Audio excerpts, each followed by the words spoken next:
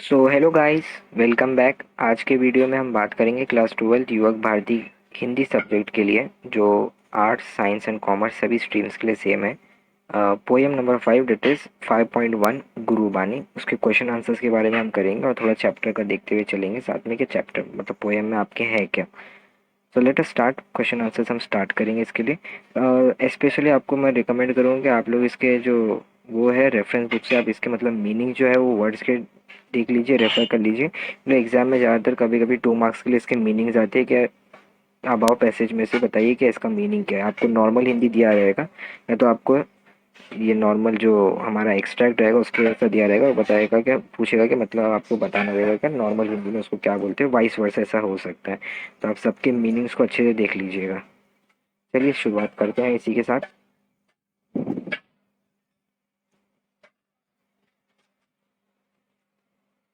सबसे पहले आकलन पर आ जाते हैं।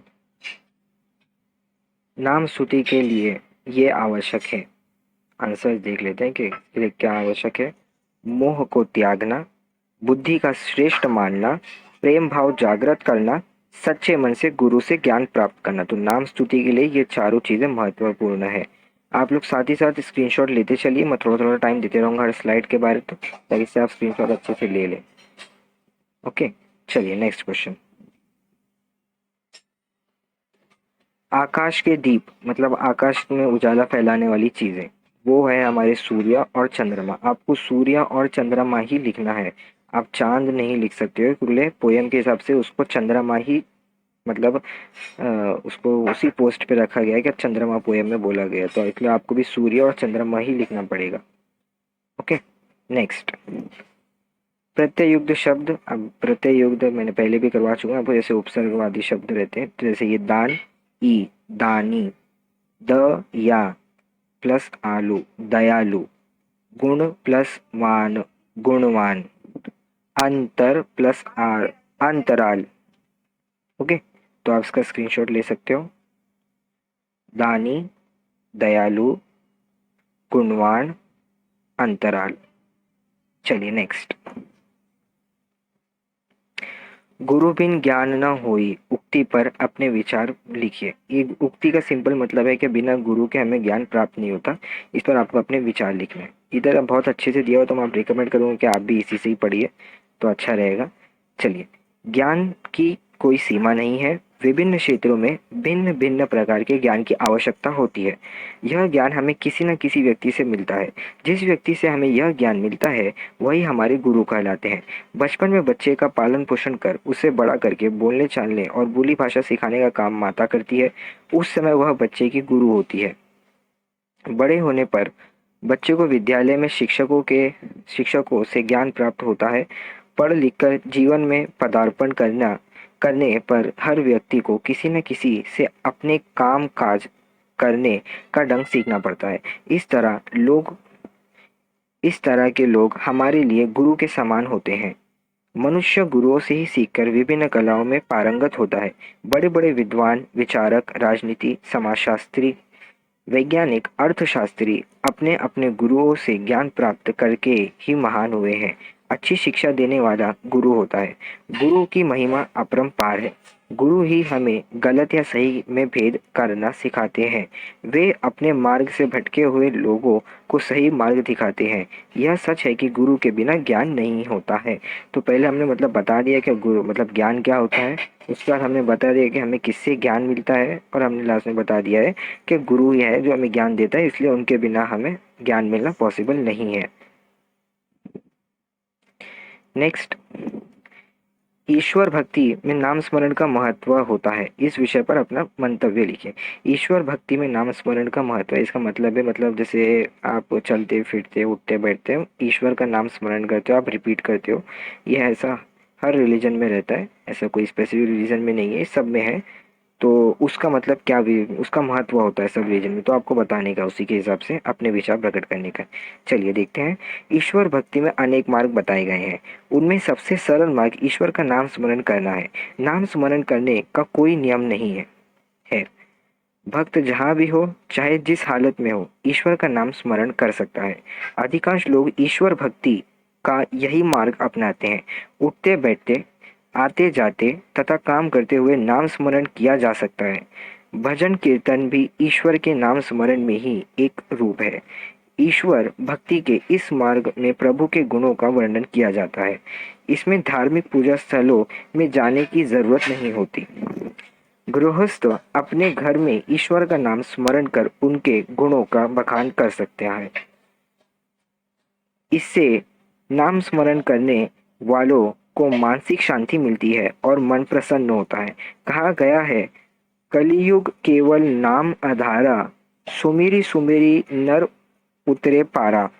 इसमें ईश्वर भक्ति में नाम स्मरण का ही महत्व बताया गया है। मतलब ये खास तौर से एक दोहा है जिसके अंदर बताया गया है क्या मतलब ईश्वर का नाम स्मरण कितना मतलब बेनिफिशियल है। तो ये आप इसका चाहो तो मीनिंग देख सकते हो। तो ये था इसका answer. Next,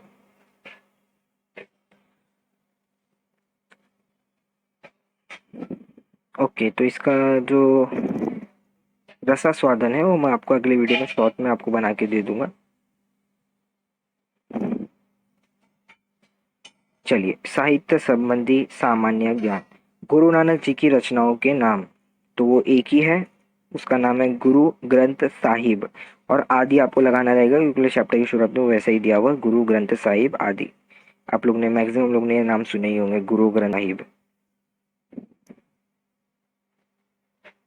okay, next, Guru Nanak ji की भाषा शैली की विशेषताएं। अब उनकी जो राइटिंग और मतलब भाषा है उसके बारे में आपको बताने का है, वो भी अच्छी है बहुत। गुरु नानक जी सहज सरल भाषा में अपनी बात कहने में माहिर है।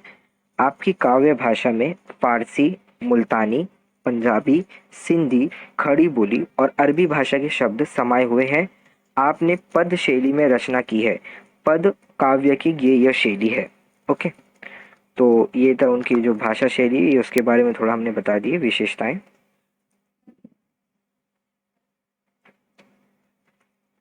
साहित्य संबंधी ज्ञान, शब्दों का वचन परिवर्तन करके उनका वो लिखने का है। तो सत्य का मार्ग सरल है, इसका वचन परिवर्तन देखते हैं, सत्य के मार्ग सरल है।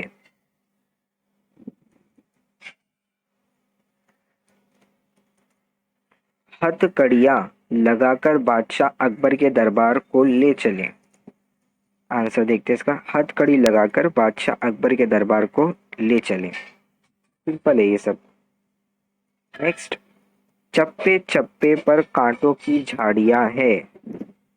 आंसर, चप्पे चप्पे पर कांटे की झाड़ी है।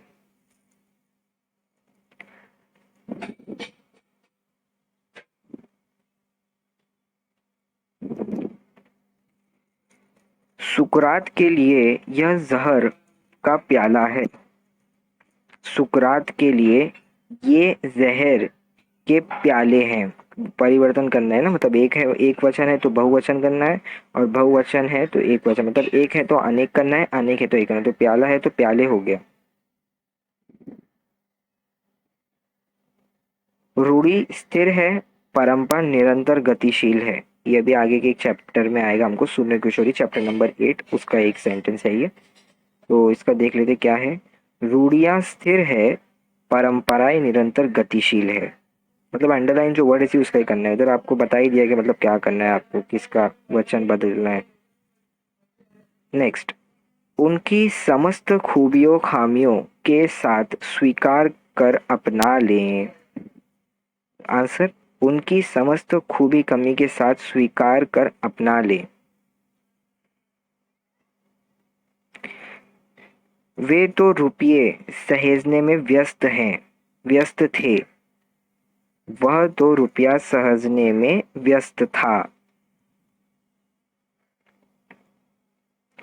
ओजोन विघटन के खतरे क्या क्या है। ओजोन विघटन का खतरा क्या है, आंसर हो जाएगा उसका। नेक्स्ट, शब्द में अर्थ छिपा होता है। तो शब्दों में अर्थ छिपे होते हैं।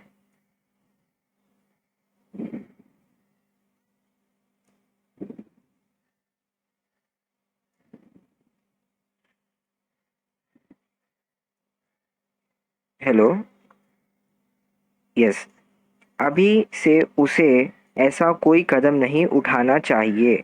अभी से उसे ऐसे कोई कदम नहीं उठाने चाहिए। तो ये था आपका वचन परिवर्तन, और साथ ही में मैंने आपको सभी के सभी वो करा दिया हूँ साथ में, जितने भी इसके क्वेश्चन आंसर्स थे आपके पोया चैप्टर के आगे के। अब जो इसका रसा स्वादन है वो मैं आपको अगले वीडियो के अंदर प्रोवाइड कर दूंगा, उसके ऊपर अच्छा सा एक्सप्लेनेशन करके। और टिल देन अगर आपको वीडियो अच्छा लगा हो तो सर लाइक कीजिए, शेयर कीजिए। चैनल पर पहली बार आए हैं तो सब्सक्राइब कीजिए, अपने बाकी सब फ्रेंड्स के साथ शेयर कीजिए और उन्हें भी सब्सक्राइब करने के लिए कहिए। कंटेंट आगे बहुत अच्छा अच्छा आपके लिए आने वाला है। इंग्लिश अपलोड हो चुका है मैक्सिमम, हिंदी अभी हम कर रहे हैं, और आगे आपके लिए फिजिक्स, केमिस्ट्री, मैथ्स और बायोलॉजी भी बहुत जल्दी अपलोड होगा विथ टॉपर्स गाइड और शॉर्टकट ट्रिक्स के साथ। Till then take care and good bye.